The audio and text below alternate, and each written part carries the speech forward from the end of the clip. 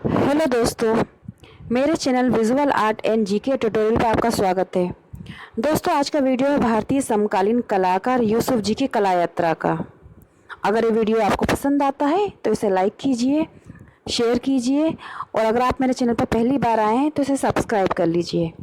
आइए जानते हैं भारतीय समकालीन कलाकार यूसुफ जी का कला परिचय। भारतीय समकालीन कलाकार यूसुफ जी का जन्म हुआ 2 अगस्त 1952 ग्वालियर मध्य प्रदेश में। स्कूली शिक्षा कंप्लीट करने के बाद उन्होंने national diploma in fine arts चित्रकला में किया ग्वालियर से 1974 में। वो बताते हैं कि फाइन आर्ट्स स्टूडेंट्स को जब वो चित्रकला करते हुए देखते थे तो उनका रुझान चित्रकला में हुआ। चित्रकला से अपना डिप्लोमा कंप्लीट करने के बाद उन्हें मूर्तिकला से शिक्षा प्राप्त करनी थी, तो उन्होंने माता पिता से कहा कि अगर वो मूर्तिकला से अपनी शिक्षा कंप्लीट कर लेंगे तो उन्हें नौकरी मिल जाएगी। उनके इस आश्वासन पर उनके माता पिता ने उन्हें मूर्तिकला में प्रवेश दिलवा दिया और 1978 में उन्होंने मूर्तिकला से अपना डिप्लोमा कंप्लीट किया। यूसुफ जी बताते हैं कि शुरुआत में जब कोई सस्ता माध्यम ढूंढना था तो उन्होंने इंक और पेंसिल का सहारा लिया और कागज में देखा उन्होंने कि इंजीनियरिंग के छात्र जिस कागज को एक साइड ड्राइंग करके छोड़ देते हैं वो कागज उन्होंने रद्दी की दुकान से खरीदा। वो 25 पैसे में 1 किलो मिल जाता था। उस पर उन्होंने खूब रेखांकन किए, खूब चित्र बनाए और उनके ये चित्र टर्की में पुरस्कृत हुए और भारत में भी कई जगह पर सिलेक्ट हुए। तो उनका ये जो 2 दर्जे का माध्यम था ये एक मुख्य माध्यम के रूप में उभरा। उन्होंने चित्रकला की है, मूर्तिकला की है और छापा कला की लगभग सभी तकनीक में काम किया है, विशेष रूप से एचिंग में। यूसुफ जी भारत भवन भोपाल में डिप्टी डायरेक्टर के रूप में उन्होंने सेवाएं दी हैं और वर्ष 2010 में वहां से सेवानिवृत्त हुए हैं। उसके पश्चात वर्ष 2018 से 2020 तक बिहार म्यूजियम में संस्थापक डायरेक्टर के रूप में उन्होंने सेवाएं दी हैं।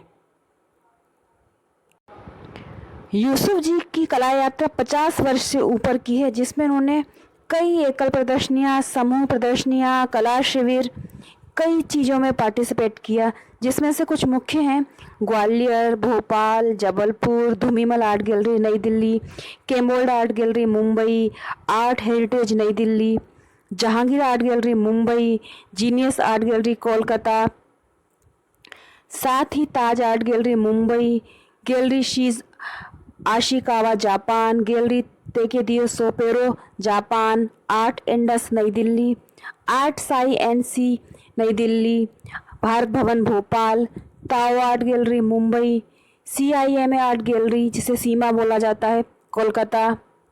ये उनकी कुछ एकल प्रदर्शनियाँ हैं। उनके ऊपर वर्ष 2018 में बरकतुल्ला विश्वविद्यालय भोपाल से और वर्ष 2021 में विक्रम विश्वविद्यालय उज्जैन से PhD हो चुकी है। यूसुफ जी अपने चित्रों के बारे में बताते हैं कि मेरी जो पेंटिंग है वो संगीत में संकेत हैं जो अभी तक अजन्मे हैं। वे मुखर धुनों के ठोस आकार हैं जिन्हें गाया या संगीत के लिए बजाया नहीं जा सकता। बिखरे हुए नोट अमूर्त संगीत संकेतन हैं, लेकिन हम उनके कंपन को अपनी इंद्रियों में महसूस करते हैं, जबकि एक रेखीय आरेखन एक बिंदु का विस्तार है। रेखा मेरी पेंटिंग में उस बिंदु पर कांपती हुई प्रतीत होती हैं जहाँ रेखाएं खुद को संगीत में बदल देती हैं और बिखर जाती हैं।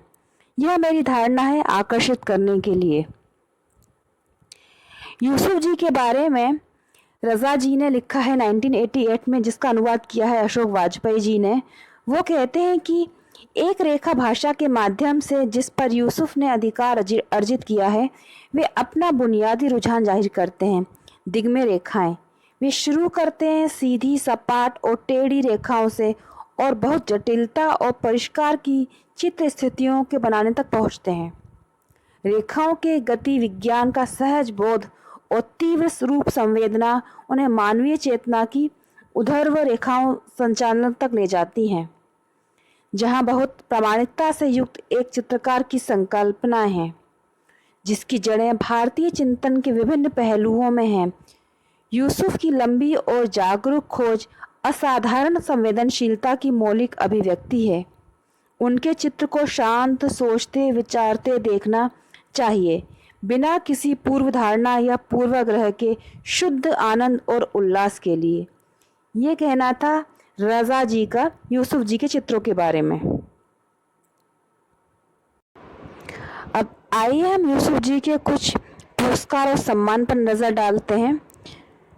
इंटरनेशनल एशियन यूरोपियन बिनाले टर्की से 1990 में सम्मान प्राप्त हुआ। इंडियन इलेक्ट्रिक एग्जीबिशन फ्रांस द्वारा 1989 में। इंटरनेशनल प्रिंट बिनाले चीन का 2000 में। नेशनल अवार्ड मिला ललित कला अकादमी नई दिल्ली का 1987 में। भारत भवन बिनाले पुरस्कार मिला भोपाल का 1986 में। रज़ा फाउंडेशन अवार्ड मिला वर्ष 2004 में। All India drawing exhibition Chandigarh का सम्मान मिला 1984-85 में। Madhya Pradesh youth and social welfare award मिला 1979 में। शिखर सम्मान प्राप्त हुआ संस्कृति विभाग मध्य प्रदेश सरकार द्वारा वर्ष 2001 में। आईटीएम यूनिवर्सिटी ग्वालियर द्वारा सम्मान मिला वर्ष 2010 में। दिल्ली कॉलेज ऑफ आर्ट द्वारा सम्मान प्राप्त हुआ वर्ष 2011 में। ऑल इंडिया कालिदास अवार्ड मिला 1977 में। All India art exhibition Madhya Pradesh संस्कृति परिषद रायपुर का सम्मान मिला 1976-77 में। मध्य प्रदेश राज्य पुरस्कार प्राप्त हुआ 1977, 1980 और 1981 में 3 बार, और राज्य रजा पुरस्कार प्राप्त हुआ भोपाल से 1984 में। अब उनकी कुछ मुख्य सहभागिता देखते हैं। उन्होंने देश विदेश में कई सामूहिक प्रदर्शनियों में भाग लिया, कला शिविरों में भाग लिया और निरंतर कार्य कर रहे हैं। उसमें से कुछ मुख्य है, member of activity board Madhya Pradesh कला परिषद में रहे। ग्राफिक वर्कशॉप भारत भवन में उन्होंने स्थापित करवाया। धार झाबुआ के शिल्प और शिल्पियों का दस्तावेजीकरण किया उन्होंने। लोक कला और आदिवासी कला की कलाकृतियों को संग्रहित किया और festival of India and Japan के लिए। Waterless lithography camp Bharat Bhavan Bhopal में आयोजित हुआ, उसमें सहभागिता की। उसके साथ ही एमपी कला परिषद के कार्यकारी बोर्ड के सदस्य रहे। तुर्की सरकार द्वारा उन्हें आमंत्रित किया गया, फ्रांस सरकार द्वारा उन्हें आमंत्रित किया गया। संयोजक रहे वाटरलेस लिथोग्राफी कैंप भोपाल के। ललित कला अकादमी नई दिल्ली सहित कई राष्ट्रीय प्रदर्शनियों के लिए जूरी के सदस्य के रूप में नामांकित हुए और वहां पर उन्हें सेवाएं दी। Asia print advisory committee Japan में रहे। ईस्टर्न प्रिंट द्विभाषिक द्वारा उन्हें आमंत्रण मिला। इसके साथ ही जापान के होइकांडो संग्रहालय में भविष्य के प्रिंट पर व्याख्यान दिया। असाहिकावा मूर्तिकला संग्रहालय जापान में उन्होंने व्याख्यान दिया। उनके बनाए हुए चित्र, छापा चित्र, मूर्ति शिल्प भारत और विदेशों में अनेक निजी संग्रहालय में, सरकारी संग्रहालय में संरक्षित हैं। अब आइए हम यूसुफ जी के बनाए हुए कुछ रेखा चित्र और कलाकृतियों पर नजर डालते हैं। यूसुफ जी के सारे चित्रों में रेखा प्रभावी रोल अदा करती है। रेखा जो विभाजन का काम करती है, रेखा जो जोड़ती है, और रेखा ही बोलते हैं तोड़ती है। उनके सभी कामों में रेखा प्रभावी है और उसने एक महत्वपूर्ण भूमिका अदा की है। रेखा ही उनके चित्रों की पहचान है। छोटे छोटे बिंदु मिलकर जब रेखा का रूप धारण करते हैं तो एक आकृति का निर्माण करते हैं। ये उनके बनाए हुए मूर्ति शिल्प।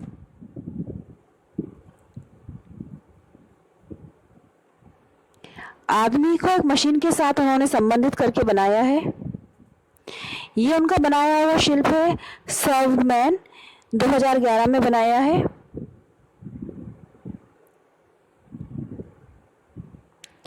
ये उन्होंने बनाया है स्क्रैप मटेरियल से। ये उनके कुछ रेखा चित्र।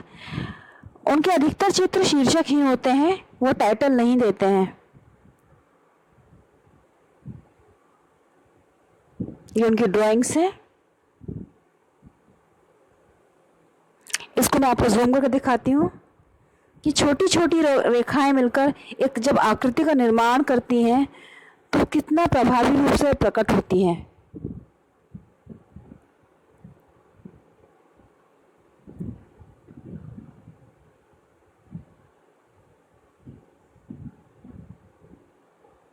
ये यूसुफ जी एक चित्र बनाते हुए, ये यूसुफ जी रज़ा जी के साथ में, ये स्वामीनाथन जी के साथ में।